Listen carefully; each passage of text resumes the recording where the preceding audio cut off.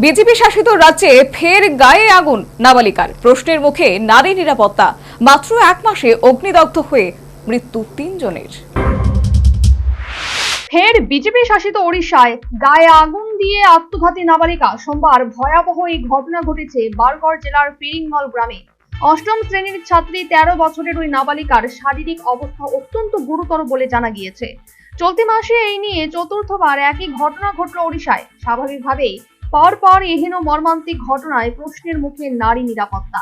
এই নিয়ে চলতি মাসে ওড়িশার গায়ে আগুন দিয়ে আত্মঘাতী হওয়ার চেষ্টা করলো 4 জন, যার মধ্যে 3 জনেরই মৃত্যু হয়েছে। গত 14 জুলাই কলেজের এক অধ্যাপকের বিরুদ্ধে যৌন হেনস্থার অভিযোগ করেছিলেন দ্বিতীয় বর্ষের এক ছাত্রী। তবে সেই অভিযোগের ভিত্তিতে অন্তর্বর্তী তদন্তের কথা বলা হলেও কোনো রকম তৎপরতা দেখায়নি কলেজ কর্তৃপক্ষ, যার জেরে অপমানে আত্মঘাতী হন ওই তরুণী। এরপর গত 19 জুলাই বালাঙ্গায় এই ঘটনা ঘটান আর এক নাবালিকা। দিল্লির এইমস হাসপাতালে চিকিৎসাধীন অবস্থায় 2 আগস্ট মৃত্যু হয় তার। গত 6 আগস্ট কেন্দ্রপাড়া জেলায় আত্মঘাতী হন তৃতীয় বর্ষের এক কলেজ ছাত্র। বারবার এহেন ঘটনায় স্বাভাবিকভাবেই উদ্বেগ বাড়ছে। পুলিশের তরফে জানা গিয়েছে, কোনো অজ্ঞাত কারণে ওই নাবালিকা গায়ে পেট্রোল ঢেলে গায়ে আগুন ধরিয়ে নেন। দগ্ধ অবস্থায় এলাকার একটি ফুটবল মাঠ থেকে তাকে উদ্ধার করেন স্থানীয়রা।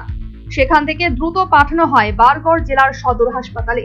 অত্যন্ত গুরুতর অবস্থায় বর্তমানে সেখানেই চিকিৎসাধীন নাবালিকা। পুলিশের তরফে জানানো হয়েছে, অগ্নিদগ্ধ ওই নাবালিকা অষ্টম শ্রেণীর ছাত্রী। তার বয়স মাত্র 13 বছর। তবে কি কারণে সে আত্মঘাতী হওয়ার চেষ্টা করলো তা জানানো হয়নি। গোটা ঘটনার তদন্ত করা হচ্ছে। নাবালিকার পরিবার ও পরিচিতদের জিজ্ঞাসাবাদ করে বিষয়টি জানার চেষ্টা করা হচ্ছে। National bureau report, news vanguard.